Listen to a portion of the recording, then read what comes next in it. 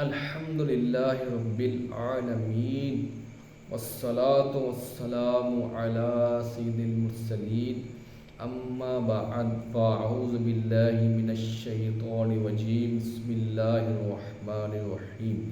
ہمارے پیارے پیارے آقا مدینے والے مصطفیٰ صلی اللہ تعالی علیہ وآلہ وسلم نے ارشاد فرمایا، جو شخص مجھ پر درود پاک پڑھنا بھول گیا وہ جنت کا راستہ بھول گیا۔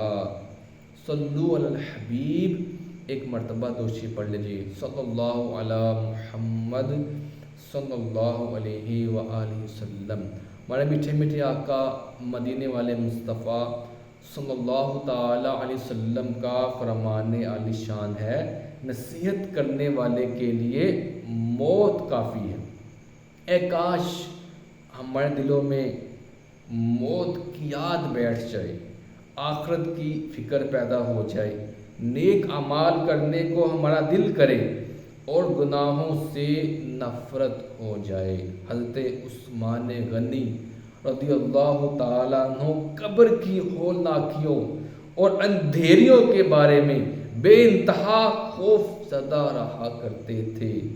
خوف خدا کے غلبہ کے موقع پر ایک بار ارشاد فرمایا، اگر مجھے جنت اور جہنم کے درمیان لایا جائے اور یہ معلوم نہ ہو کہ ان دونوں میں سے کس میں جاؤں گا تو میں وہیں راکھ ہو جانا پسند کروں۔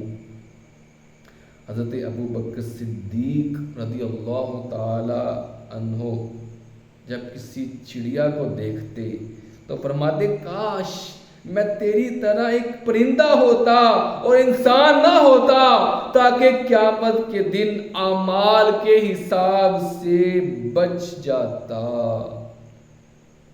افسوس، 100 کروڑ افسوس، ہمارے دلوں میں گناہوں کی تہیں جم چکی ہیں، حالانکہ یقینی طور پر معلوم ہے کہ موت آ کر رہے گی، عین ممکن ہے آج ہی آ جائے اور ہم قبر میں اتار دیے جائیں۔ یہ بھی جانتے ہیں کہ رات کو بجلی فیل ہو جائے تو دل گھبراتا اور اندھیرا کاٹ کھاتا ہے، اس کے باوجود قبر کے ہولناک اندھیرے کا کوئی احساس نہیں۔ امیر المومنین سیدنا عمر فاروق اعظم رضی اللہ تعالیٰ عنہ قطعی جنتی ہونے کے باوجود خوف خداوندی عز و جل سے لرزا و ترسا رہا کرتے تھے۔ ایک بار غلبہ خوف کے وقت آپ نے تنکا ہاتھ میں لے کر فرمایا، کاش کہ یہ میں تنکا ہوتا۔ کبھی کہا، کاش مجھے پیدا ہی نہ کیا جاتا۔ کبھی کہتے، کاش میری ماں ہی مجھے نہ جنتی، کاش کہ میں دنیا میں پیدا نہ ہوا ہوتا، قبر و حشر کا سب غم ختم ہو گیا ہوتا، گلشن مدینہ کا کاش ہوتا میں ذرہ، یا بطور تنکا ہی وہاں پڑا ہوتا۔ سلب ایمان کا خوف کھائے جاتا ہے، کاش میری ماں نے ہی مجھ کو جنا نہ ہوتا۔ کثرت عصیاں، ہائے خوف دوزخ کا، کاش اس جہاں کا میں نہ بشر ہوتا۔ پیارے پیارے اسلامی بھائیوں، ہمیں بھی چاہیے ہم بھی اپنی موت کو کثرت کے ساتھ یاد کیا کریں کہ ہمارے آقا مدینے والے مصطفیٰ صلی اللہ تعالی علیہ وسلم نے ارشاد فرمایا، جو بندہ اپنی موت کو دن میں 20 مرتبہ یاد کرتا ہے اسے شہادت کا مرتبہ حاصل ہوگا۔ حضرت عیسیٰ علیہ السلام جب اپنی موت کو یاد کرتے تو آپ کے بدن سے خون جاری ہو جاتا۔ حضرت سفیان ثوری رضی اللہ تعالیٰ عنہ جب اپنی موت کو یاد کرتے تو کئی دن کسی کام کرنے کے قابل نہ رہتے۔